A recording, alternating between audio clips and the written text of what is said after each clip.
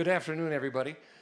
I gather we're all here because we're similarly interested in energy. We know how fragile our grid is. We're hearing about it. Many of us may have experienced blackouts lately. So I heard yes. Excuse me.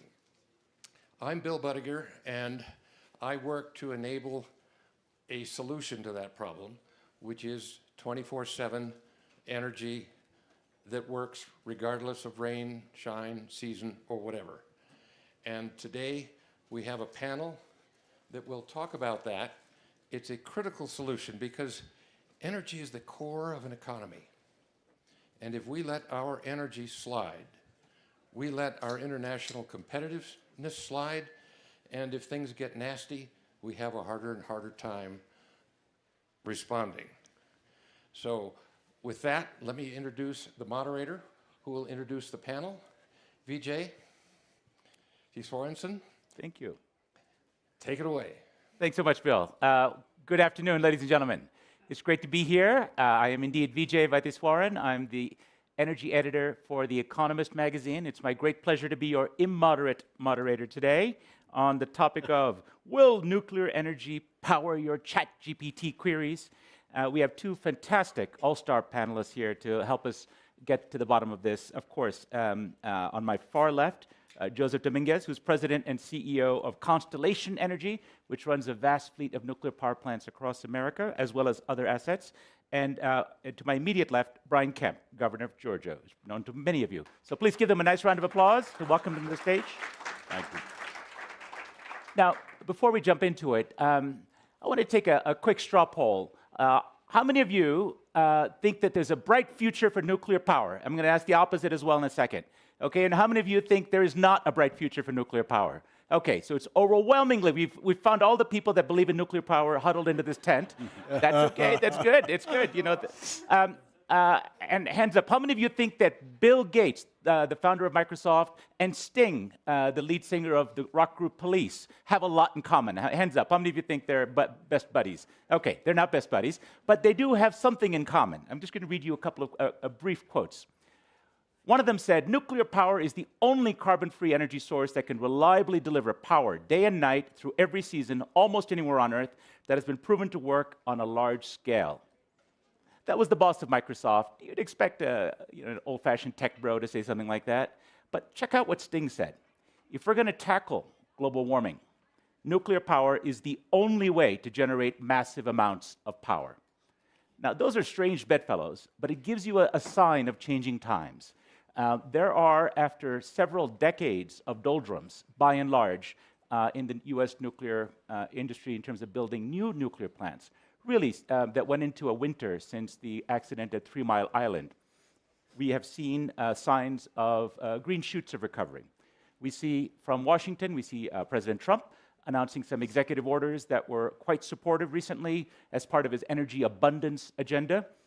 We see this is a rare area of bipartisan support in a very fractious Congress that can agree on almost nothing on two sides of the divide. Nuclear is one that's able to win bipartisan support.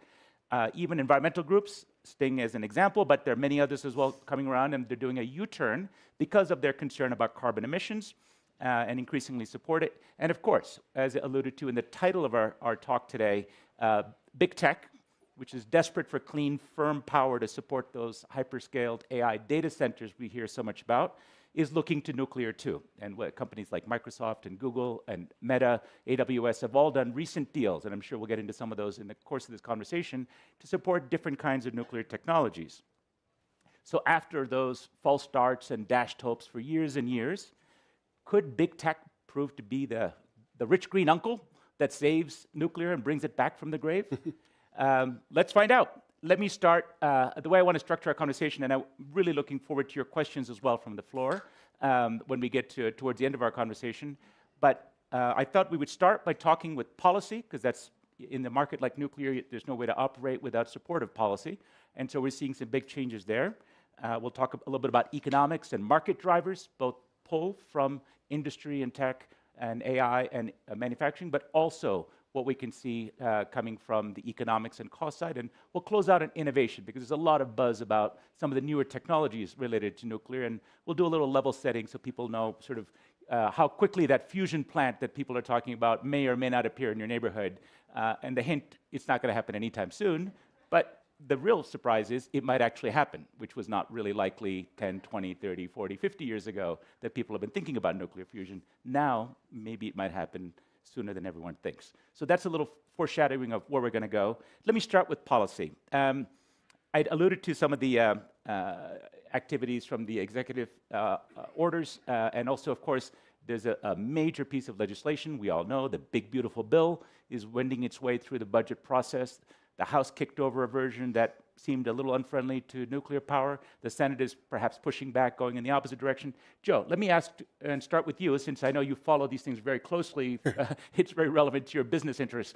Can you tell us a snapshot of federal policy? And then we'll come to state policy, of course. We have a great expert in one of the leading states in this area we'll talk to in just a moment. But on federal policy, what do you see happening as it affects nuclear, whether it's helpful or indeed could be unhelpful if things go the wrong way? Oh, I think it's very helpful. And Vijay, you touched upon it earlier. I think we're seeing nuclear power emerge, perhaps not as the number one favorite for either party, but the number two for both parties. And what that means is that we're seeing durability in terms of what the Democrats passed in the IRA and the tax credits, the support for R&D, the support for the development of new reactors.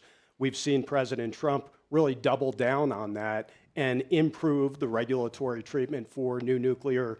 And so we're seeing this rare instance, I think, where we had all Democrats voting on one bill. We're probably going to have all Republicans voting on the other bill. The one thing that is in common with both pieces is the IRA's tax credits are going to emerge as the consensus pick.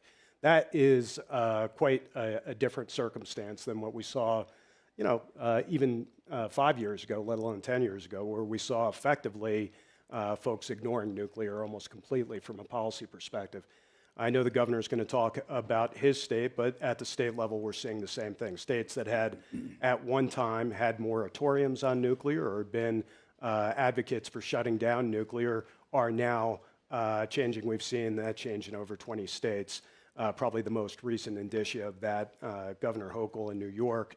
This is the New York that shut down Shoreham. This is the New York that shut down Indian Point, announcing on Monday the competitive process for a new gigawatt of energy in New York. So quite a different world that we operate in today. I don't think, Vijay, we were ever in the grave. I think rumors of our demise were greatly exaggerated, but we were on the rocks until these policies came in. Sure, and just to give people a perspective, of course, I think because we have so many fans of nuclear in the room, you'll know this, but we've got over 90 nuclear power plants operating very safely and over long periods of time. So all I meant was in terms of new starts, we haven't had very many. But the exception to that rule we'll come to the great state of Georgia. Governor, welcome. And we've heard reference, of course, you're a leading Republican voice supportive of nuclear power. We just heard mention in the last couple of days the Democratic governor of New York, as well as Democratic governors in Maryland and Illinois, in Pennsylvania, are now coming around to supporting nuclear power. This is quite a turnabout. Can you give us the view from the State House? How does nuclear power seem? And give us a little bit of your experience. Where does it fit in with your vision for economic development for your state? Well, we were painfully on the cutting edge of this before really the hyperscalers or big tech when we started Vogtle 3 and 4 in Georgia and went through the Westinghouse bankruptcy, lack of skilled labor because we hadn't built nuclear power in the country in 20 or 30 years. Also you had COVID, just everything that could happen. It was like the four horsemen were coming after you. Yeah, it did, and it drove up the cost. It tripled the cost. Took over a decade to get them done. But we hung in there, got it done. There was a lot of help from the Congress on the tax credit side of things long time ago, and certainly the ratepayers in Georgia have stepped up, and the legislature too.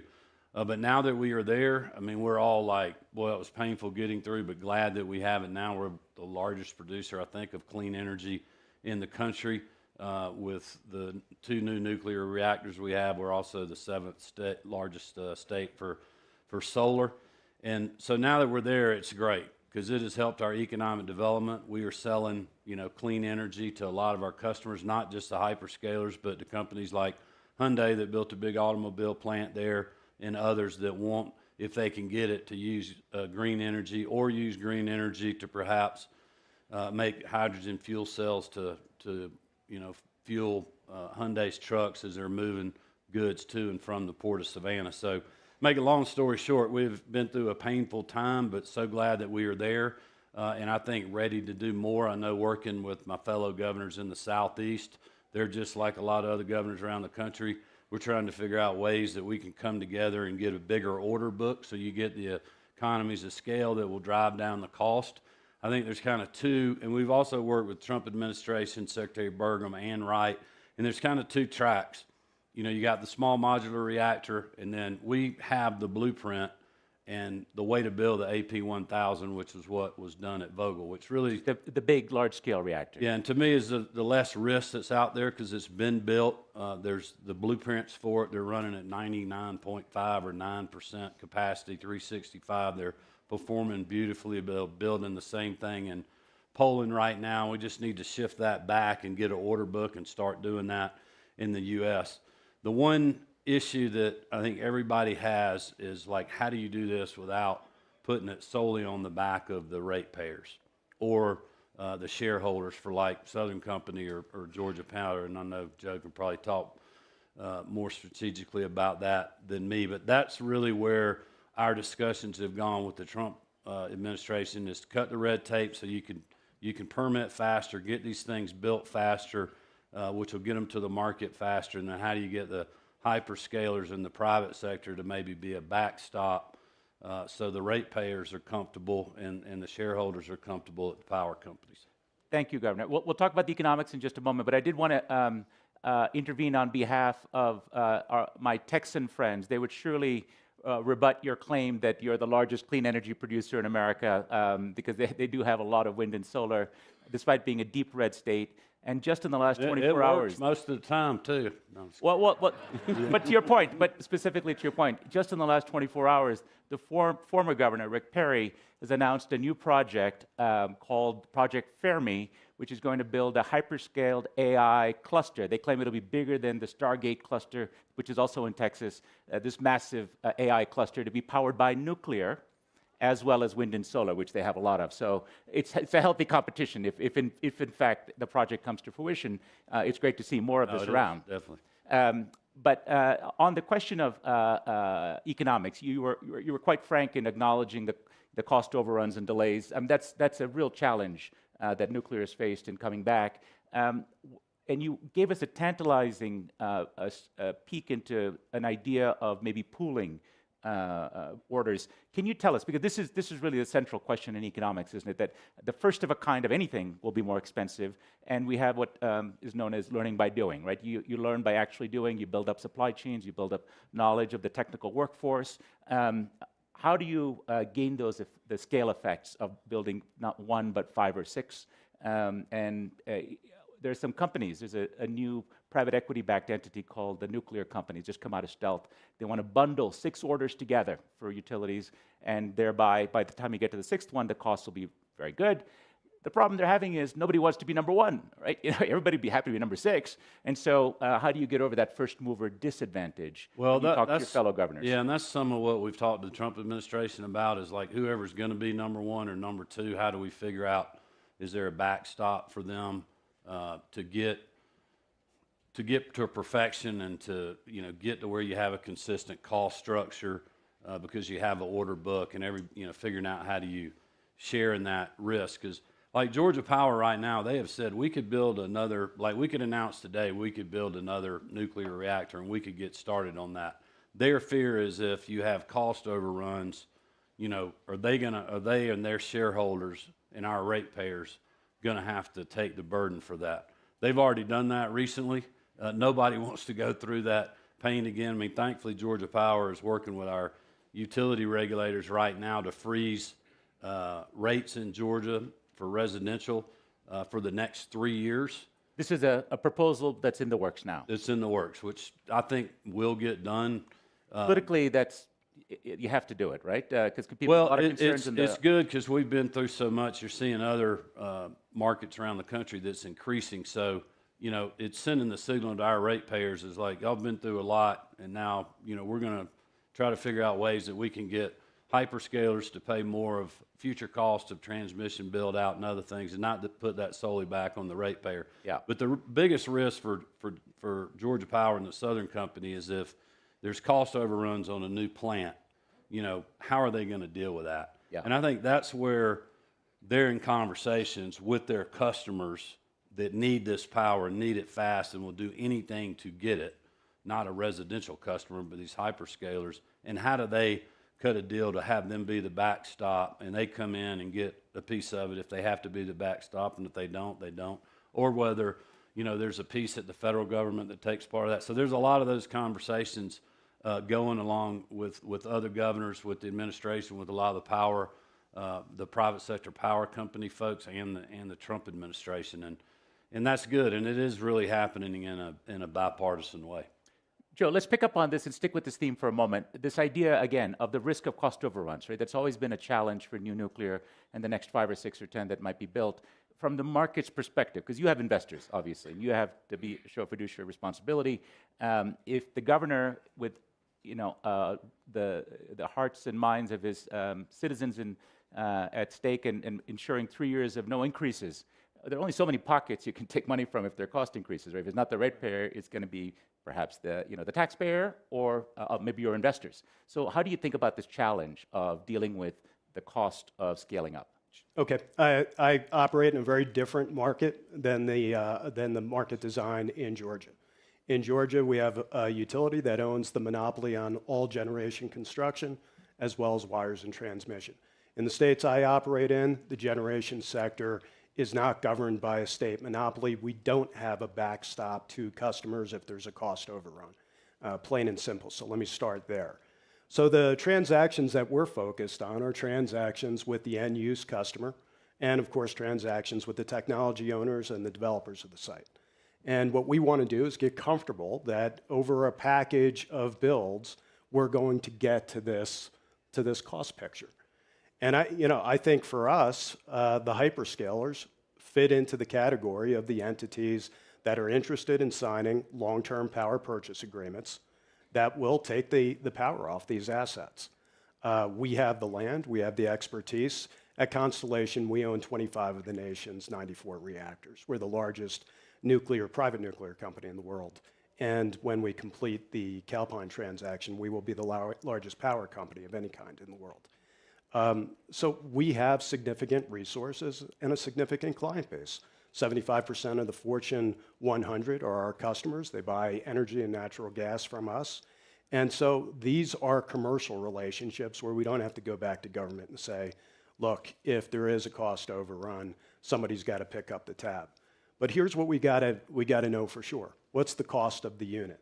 The governor talked about the heartache in building Vogtle, and other than locusts and snakes, they had just about everything come at them.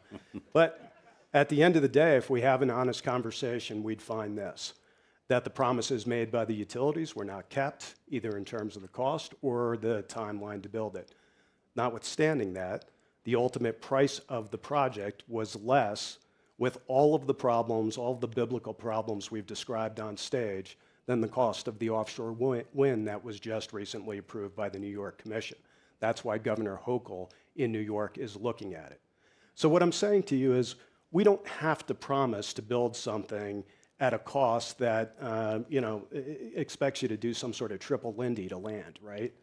We are now in a world where the costs of new nuclear, if we could repeat Vogtle 4, which by the way was 20% cheaper than Vogtle 3, and maintain that trajectory, this is going to be a cost-competitive technology with anything that is a 24/7 clean alternative in many parts of the country. There will be parts where solar and storage are better alternatives. There will be parts where geothermal works better, where natural gas with sequestration works better, and there are going to be places in the world where nuclear works better. And so we're going to be cost competitive.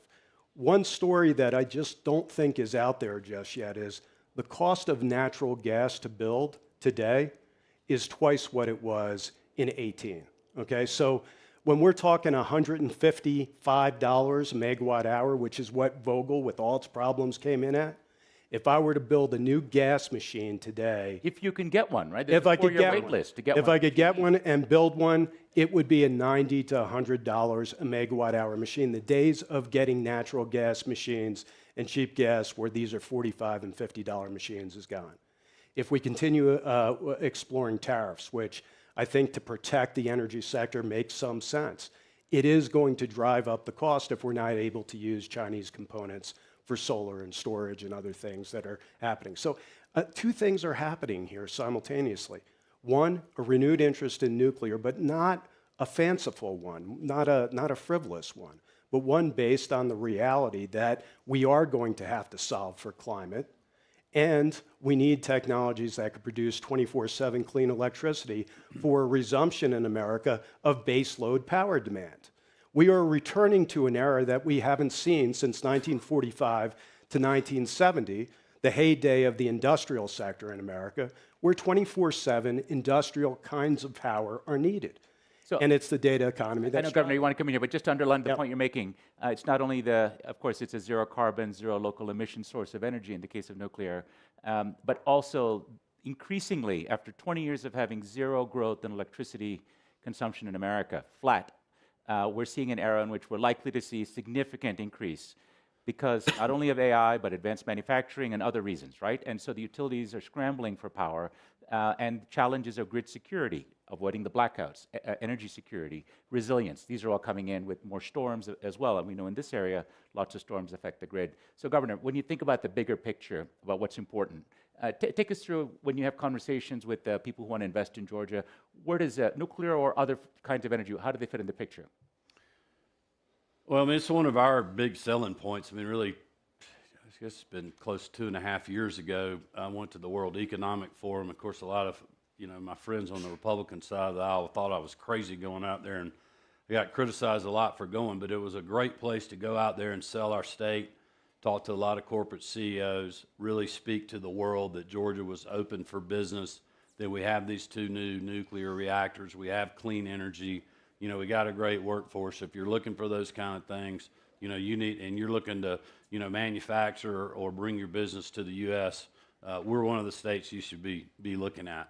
And so for me, that's still our big picture. I mean, it's one of our best selling points is that, we are definitely in a different regulatory structure as Joe was talking about, but that structure also is allowing us to ramp up very quickly to meet the needs that the power customers have in today's world, and Georgia Power and our EMCs are doing that. And so that is a strategic advantage for us. Is why we're seeing such huge investments in data centers and large manufacturers like Hyundai, Rivian, and battery plants and other things in our state. How big a deal is the AI factor for you? In Virginia, we all know from the headlines, and maybe some of you are from Virginia, we know it's a massive factor. But for your state, how big is the push? Well, from big tech? outside of all the good things and bad things that can and may happen with AI, I mean, we absolutely have to win the race. We have to in the U.S. And so I feel like we need to be a part of that. That's why in Georgia, we have an environment where we're encouraging data centers. Now, we also want the locals to want those in their backyard. Some people don't. Some people do. But so far, that's worked very well in our state, and we're seeing just, billions and, tens of billions of dollars of investment in Georgia. And it's really a good place to be because of our energy costs, energy availability, workforce, location to, other infrastructure that's there. And we're excited about the future. The one thing, big picture, I was actually going to take your moderator role and ask Joe this question because we've had this conversation with the governors and our partners in the Southeast as we've had these conversations and talking with the Trump administration, is we have to remember to build all this out, we got to have the labor. Yep. That was one of the biggest things on Vogtle. We did not have skilled craftsmen that knew how to build a nuclear power plant, and that was part of the struggle with Vogtle. Thankfully, that workforce has gotten better, but if we're having this big book of business, we're going to have right. more of that, and then also building out, the transmission. And, 2 of the companies from Europe that we have brought to Georgia, they're making parts for the grid or transformers or something that's, tied to this whole thing. So we all have to be working on that. I'd just be interested to hear your thoughts on No, I agree. I think one of the solution sets we're experimenting with is bringing the data centers closer to where we produce energy. We reduce the amount of transmission that needs to be built, and that, if you're following the news, has been kind of the secret sauce. But inevitably, we will need to have additional transmission, additional capabilities built. I will say, just picking up on a point the governor made, which I couldn't echo more strongly, in the energy sector, if we don't use AI, if we don't use AI to design the reactors better, to run the reactors better, to manage the grid as a whole and all the different resources better, we're going to fall way behind. I don't think this is a choice about whether or not we want to power AI. This is going to happen, whether Georgia wants it or whether the states in which I operate want it. The biggest risk we have to American labor is if other countries get ahead on the technology and they make the companies themselves irrelevant and all the jobs are lost. That's what we faced in terms of an economic competition. We obviously have the same thing going on from a geopolitical and defense position. We have to meet that need. All of these other discussions are about how to optimize the solution set, but they can't become about whether we do this or not. I submit to you, we don't have a choice. And I will also say this to you. Although these companies are buying a lot of power, and the perception is, oh God, Meta is using the power, Microsoft, all of that, we know what they're doing. They're making a product that they are in turn selling to us because we like it and want to use it to make our lives better, and our companies are using it to add efficiency and to improve the products and services they offer. So I think energy and the data economy, for a state that figures out how to use both of those things together, that's going to become the mother's milk for every other industry. Whether you're researching pharmaceuticals or material science or anything else, you're going to count on energy and you're going to count on this big data capability. Otherwise, you're not going to be in business. Joe, I want to press you a little bit, precisely because of what you mentioned, that the potential economic value creation from the new AI economy, as well as the sort of the speed at which the companies are moving, right? Microsoft CapEx budget is $80 billion this year. Meta, AWS, we're talking massive commitments on a similar scale, $80, $100 billion per company. These are the most valuable companies on earth, trillion-dollar companies in effect. And they want this now, right? They're not going to wait. And let's be honest, a new nuclear plant, even if you say the word go today, get your investors together, we're going to be 7 years, maybe 10, before it's producing power, right? Based on historical norms. Even the Chinese... hyperscalers are saying, no, we got to do this in 6 to 8. They're like, we cannot wait. No, they want it in 6 to 8 months, is what, because the NVIDIA chips that they're buying in 2 years are worthless, because there's a new generation of chips coming behind it, right? So for them, energy is a minority share of the cost. It's the chips, and then all the value they're going to create from it, right? And so in this context, where speed to power matters a lot for these guys, and they feel like it's a winner-takes-most market for them. They're competing against each other, the hyperscalers. And you're an all-of-the-above company, right? Though you are a huge nuclear operator, you mentioned Calpine. Not everyone may know, but that's a major operator of gas turbines that you've acquired.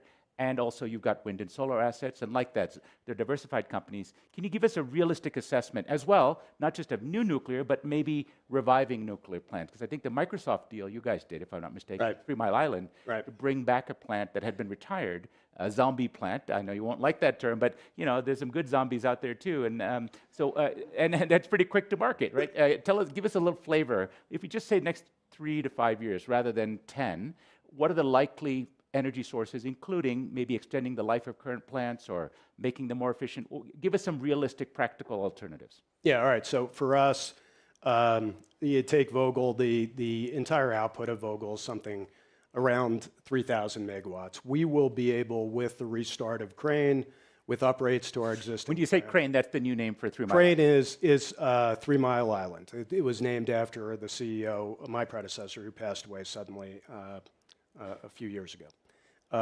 In any event, we will be able to bring onto the grid in the next handful of years, I'd say by the middle of 2028, the equivalent of 80% of Vogtle.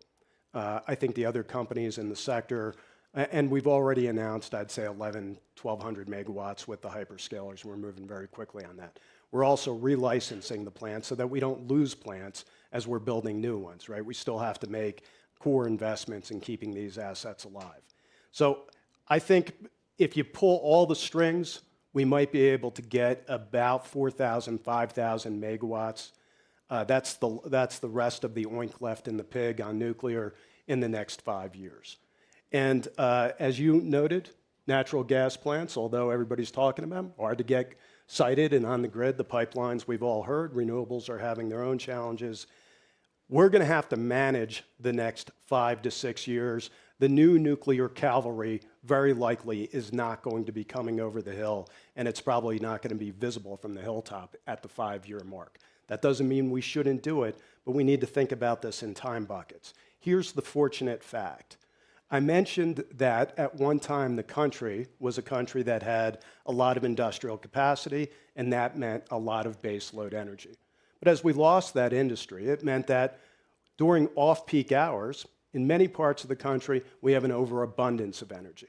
Indeed, if you just look at the region of the country I serve, PJM, peak load was about 170 gigawatts on Monday and Tuesday. Today, it's down to 122, and that's pretty much where it'll stay, absent another heat wave. So what we have is we have a system that has a little bit of capacity if we could manage the peaks. What does that look like? Looks like storage. It looks like demand response products where we have customers agree in return for economic value not to use power and curtail at different times. So this is things we'll see like thousands of megawatts. shifting your washing and drying later in the day, or if you have EVs, shifting the charging. Is that the kind of thing we're talking about for the future? Yeah, but let's not minimize it. A study by Duke University concluded that if we just utilize that tool alone and achieve the levels of curtailment that we have achieved in the past, we will be able to power the data economy for 5 or 6 years. Where I get freaked out is what happens then? What are we doing today to make sure the next 5 or 6 years and the period beyond that is workable? Because I think we're going to slog our way through this. But if we don't start building baseload, that slack that I mentioned that exists in the system will be consumed in the next 5 years. And we will be back to this question of, can we keep pace with China and other countries that may have hostile intentions? Governor, what's your take on that? Yeah, kind of same thing, but instead of across, a big spectrum like you are, it's just kind of in the state of Georgia with Georgia Power. I mean, they're keeping some plants that they were going to decommission online longer to help bridge the gap.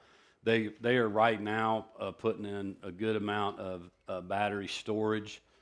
They are reworking some of their plants, I think even on the hydro side, to make them more efficient, so just to get a little bit more out of them. You probably know more about all this than I do. I'm just telling you what I'm hearing them saying. You're doing good. You're doing really good. They're trying to squeeze like every kilowatt they can get out of whatever they can get it, and just try to bridge that gap until you start getting new generation on, because they're going to work, I think, on gas, but then also down the road on nuclear. And we're getting close to the end of our time here as a panel. I wanted to talk about some of these sort of sexy technologies that get the headlines. Small modular reactors, or SMRs, or nuclear fusion. Hands up, how many of you have even heard about SMRs or small modular reactors? Look at this, what a savvy crowd. This is a great crowd. And so, Joe, maybe we'll start with you, because I think you've looked at a variety of technologies related to these SMRs, or small modular reactors. Can you give us a reality check on them? How soon could they come to market? What are we looking at here? By definition, they're small, so you're going to need a lot of them to make an impact, presumably. Yeah, look, I mean, the long story short is I'm not yet sold, but I'm not convinced it's not true. But I'm not yet sold of that SMRs are going to beat out the AP1000, especially if, as the governor says, we start combining forces and get into nth of a kind efficiency. I mean, it might take 10 or 15 of SMRs to equal the output of one of your plants, Governor, right? So we're talking about nimble, maybe smaller, or depending on the size. Yeah, we've seen some SMRs now be 300-400 megawatts. Not so it would small be more anymore, like, right? yeah, it's like it MMRs, would be more like medium-sized. 3 of them would be it. But look, the beauty of our moment in time is there's so much money in research in this space, so many competing designs out there, that I think very much unlike any period during my working life, we actually have a chance to see some designs here that may create some breakthroughs. And so I hold out hope for that. But if you held a gun to my head today, I would say I'd like to build another AP1000. Conventional. Yeah. That's kind of to my point earlier. It's 2 paths. You got the SMR path, which is still a lot of uncertainty or a lot of unknowns, I guess. You talk to some people that are working on these things and they're like, we're building this right now and it's going to work. Yep. But we have built the AP1000. You know it works. Also, I think from the safety perspective, when you're talking about nuclear, when you think whether it's the AP1000 or a small modular reactor, you still have some of the same safety concerns. So from the footprint, where you're putting them, who is it next to, how do you make sure that they're safe? In some ways, really the rules and regs, I think, are the same for both. So yes. like if you're going to have to go through all that rule, reg, expense, why not just go ahead and build the AP1000? But look, this is what's going to be good. The market's going to figure this out. Right. And make it work. I think the key on the AP1000s is to get something going where you get the book of business out there, and so people can start producing all the components and it's parts. the economic and get model to that work. you're talking about. I'm going to come to the audience in just a second, so please collect your questions, make them some good ones for our speakers here, make them earn their supper. One last topic I wanted to broach with the two of you, and that is nuclear fusion. Now, the old joke amongst energy types is, nuclear fusion will be here, be here in 20 years, and every 20 years you update the 20 years, right?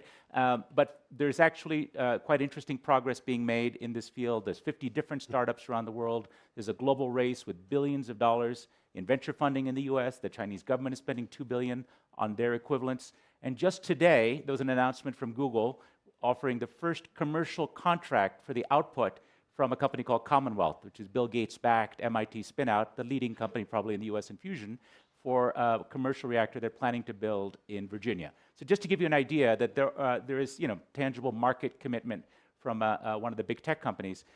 Governor, I know you've got Georgia Tech, one of the world's leading research institutions. I'm sure you've got some serious researchers there. Joe, again, this is maybe a little far afield for you, but either of you, I ask you to give us a little insight on how you see fusion coming along. I would just say I'm kind of an expert on this issue. I want to see what Joe has to say. Well, Governor, that's a bit of a sore point because at one point, Princeton was the leading university in the study of fusion energy. And when I graduated as an engineer, I wanted to go into the program and was very quickly rejected. My math skills apparently weren't good enough to become a fusion scientist. Thankfully, it worked out. But so, look, I'm not the expert, and Princeton probably told me I never will be. But the reality is we've got to see this stuff actually produce some electricity. What we're seeing in the designs right now are we could produce thermal energy, heat, but capturing that heat and turning it into electricity is a whole different kettle of fish. Whole different kettle of fish. The Lawrence Livermore Lab had an astonishing breakthrough. You would have seen it in the news, and a series of breakthroughs that they've been able to show net energy out greater than net energy in, but don't ask them how much energy it took to generate the lasers or the balance of plant, never mind contain it and bring it to your house or your factory, right? That's not their job. Their job is pure science. And so it's going to take a while, but it's great to see progress. I mean, we can all support innovation. As promised, I'm coming for questions. I see a quick hand in the front row. Let's get a microphone here to the gentleman, and then we'll maybe come to the back row where I see a lady there as the second question.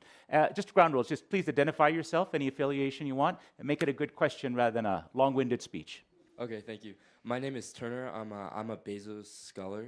Welcome. And I basically had a question because you guys mentioned hydrogen fuel cells. And I know with the high cost of producing clean hydrogen and it's being difficult to create hydrogen refueling locations, when do you think hydrogen-powered vehicles could be prominent in the U.S.? And do you think if any state was to do it, would Georgia be the first? Well, I don't know if we will be the first. I mean, we have the ability to be. I mean, Marty and I went to South Korea, visited Hyundai. We rode around the whole time we were there on a hydrogen fuel cell bus. I drove a hydrogen fuel cell tractor trailer on their, Hyundai test track, and that was really an incredible driving bus, by the way. And you've got a hydrogen plant. I went to visit it in Georgia. Yeah, there's Power Pros down there, and so it's going. It's just gonna just like the whole nuclear thing. It's gonna take time to build out all the infrastructure that ends up at one time making it economical. But for Hyundai especially, I mean, they're pushing this because it's just part of their mission of their company from a clean energy perspective, and they want to have this kind of circle where something gets off of the boat in the port of Savannah. It gets on a hydrogen fuel cell truck. They drive it to their plant. That hydrogen fuel cell or how you're making it's being fueled by nuclear power, and so everything's green. And So but I mean, we still have a lot of work to do. I've- They're also doing like they were doing you know, hydrogen fuel cell generators for like backup generators for residential housing and stuff. So I followed hydrogen a long time. 20 years ago, I was driving the streets of Berlin in a Mercedes hydrogen car. They call it the NE car, new energy car. So there was an earlier enthusiasm for cars like this, Ballard, the Canadian fuel cell company, and so on. I would say, if you ask me where they're going to be happening first of all, they may never happen. Certainly not passenger cars. It's probably the wrong application. Industrial applications make more sense where they might substitute for heat. But if the Senate and House actually do kill hydrogen funding, as it looks like it might happen in the current political context, it's probably not going to happen in the US very soon. But the world is global. Germany is very interested because they're concerned about Russian gas, and they're willing to pay more to replace Russian gas in industrial applications. So I would look more globally, and I would look beyond passenger cars to other applications. There's a question in the back. Please identify yourself. Hi, I'm Maisha, first-time Aspen Ideas Festival attendee. My question is about the American public. We talked about nuclear energy, and that's always been in the American imagination is perhaps somewhat scary. People don't want to talk about or remember the bad stories of 3 Mile Island. Governor Kemp, you face voters, and Mr. Dominguez, I imagine you have a very powerful or thoughtful public affairs team. America's not adopted it like Europe. Where are we in the conversation, in the argument right now? What are you seeing as you talk to the American public about the necessity of this power source? And to what degree is the conversation about AI adoption connecting the dots and changing people's minds? The sentiment has changed very rapidly, and it reflects the politics. So we probably would have polled this issue in the low 40s. My brilliant public advocacy team is here. Probably they have the numbers. But more recently, we're polling at over 60%, 65% in the American public, and those numbers continue to tick up. If we go to our surrounding communities, as Governor Kemp will no doubt tell you, these plants are wildly popular. And you referenced 3 Mile Island, but no one was hurt at 3 Mile Island. Diminished amounts of radiation were released. And in the entire history of the civilian nuclear program, we've lost more people falling off roofs installing solar panels than have ever been injured through radiological accidents. And that's why the World Health Organization has concluded that nuclear is the safest technology in the world. And the thing is, we just have to continue to message on that. That's one of the conversations we've had. If we're going to speed up permitting and cut out the red tape, we also, in conjunction with doing that, we have to make sure that we don't lose any of the safety aspect of that, exactly, and that the public is confident that that's still going to happen. We run our statistics team ran a eye-catching graphic fairly recently in The Economist. Look across the last 30 years of energy production globally by energy source: coal, gas, nuclear, wind, and solar. By the amount of energy produced and the deaths and other kinds of human harm caused by the energy use. Right at the bottom are wind and solar and nuclear on the same par. As you'd expect, perhaps, right at the top is coal, because of all the local pollution as well that comes from burning coal. And so it's like air travel or air safety, where it gets a bad knock, but is actually the safest way to travel. I think so. There is certainly a perception issue, but we're also seeing those numbers on public acceptance, including among younger people, really changing quite rapidly. Let's go to that gentleman there I see in the blue shirt. Yeah, I was going to ask. Identify yourself, sir. Which just had to pull back. Please identify yourself. Duke Ryder, Arizona State University, Senior Advisor to the President, and we're doing a project around energy in our area. I was going to ask about NuScale, which just had to pull back. But how about long-duration storage, which would seem to have an involvement in all of these sources? Where's long-duration storage? Sure. Joe, you mentioned storage in passing. Do you want to give a quick answer to this one? Yeah, so like how long is the duration? Because the heat that we just saw in the east, the peak temperature, that, peak demand on the grid was 6 to 8 o'clock. And by 4 o'clock, the angle of the sun on our solar panels had eroded performance substantially. So if what we're talking about is the 2 to 4 hour batteries that are the state of the art right now, we got to go a long way to pair it with solar. But there's a more fundamental problem that doesn't get talked about, and that's the seasonality of production. And this occurs particularly for wind energy. We get great wind output in April in the shoulder months, what we call in the utility business the shoulder months, the spring and the fall. It's coincident when we have the lowest amount of demand on our system because temperatures are moderated. So we have a resource that is producing huge amounts of energy for us. But that's not a 2 or 4 hour battery. That's a figuring out how you pick up a megawatt from April and move it to July or August. You're not just talking overnight, you need interseason. Now, so we'll see some pairing with solar. I'm very enthusiastic about that. But we will eventually lose the efficacy of that solution set as more and more demand grows on the system. It's great for right now. We've got a lot of energy that we could move around because of the aforementioned slack on the system. But after a while, the only thing you're going to need is more base load to replace consumption that is truly base load. And solar and batteries aren't quite there. I would also add, just watch this space. There's a lot of innovation in this area. There are companies that can do 100-hour storage that are in pilot at the moment.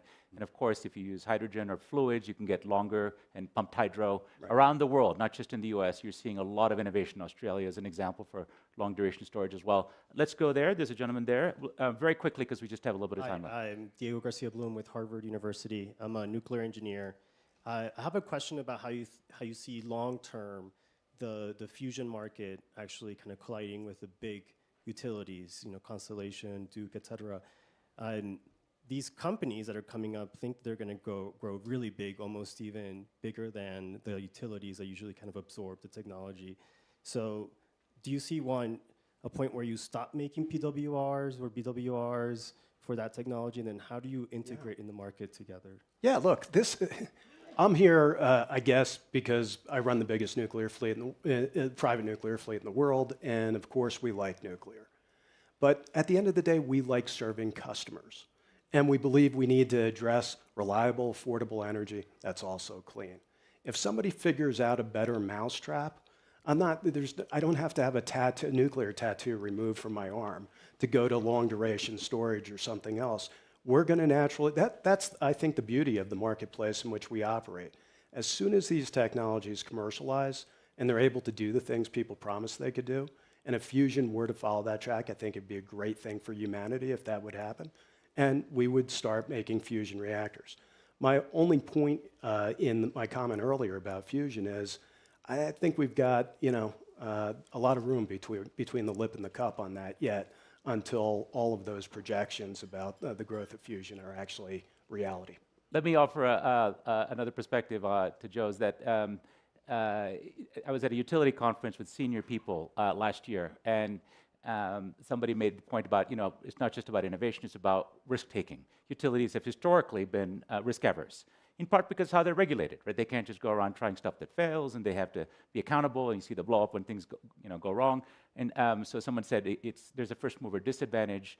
In fact, it's more like the second mouse gets the cheese, was a joke someone in the room made. And another executive said, no, sixth mouse gets the cheese. So it really is a very traditional industry. But now, because of the power crunch, we're coming after 20 years of flat growth, massive growth. It depends on who you believe and how much AI plays a role, but clearly growth. And the challenges of every power source has challenges, is encouraging the industry to think about innovation, think about demand response, think about storage, even think about new nuclear. So I would say it's actually a very exciting time, but a time of great foment. A quick final question, if you can make it quick, let's go right here in the middle. The gentleman says he can be quick, and a quick answer. 30 seconds, go. We spent an hour talking Your about name? new nuclear. Please, I'm your name. Rupert. I'm the founder of the 1A program. The one where we haven't heard is waste.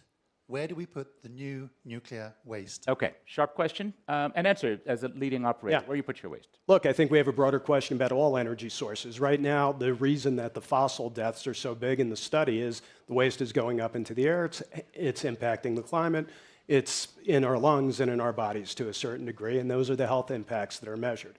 Every one of the fuel types, and if I were to go to solar, if I were to go to wind, the disposal of those solar panels isn't really understood yet. We don't have commercial places to put it. Storage is kind of the same thing.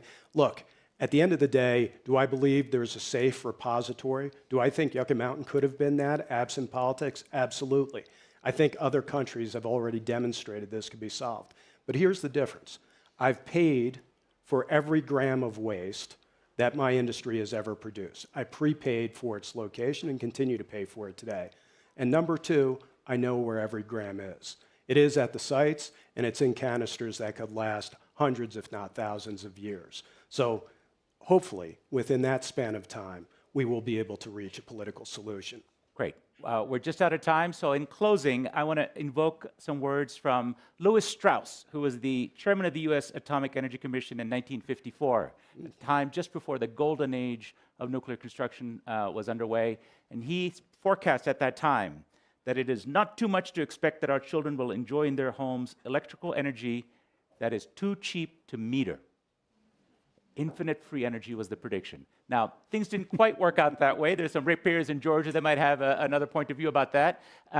However, we do find ourselves at an interesting crossroads. There is a potential for certainly a nuclear revival. Whether that turns into a full-blown nuclear renaissance depends an awful lot on innovations, not just the technology innovations, but in business model and even in regulation and government. And that's what we're beginning to see the signs of at the state level, at the federal level, as well as in business. And in public attitudes. So I say watch this space. The challenge is on those of you who want to support and advocate this, which is most of the audience as well, because if it doesn't happen with that sort of innovation and new approach, what was predicted to be too cheap to meter will be remembered by history as too costly to matter. Thank you very much. Please give my panelists a nice round of applause. Enjoyed that.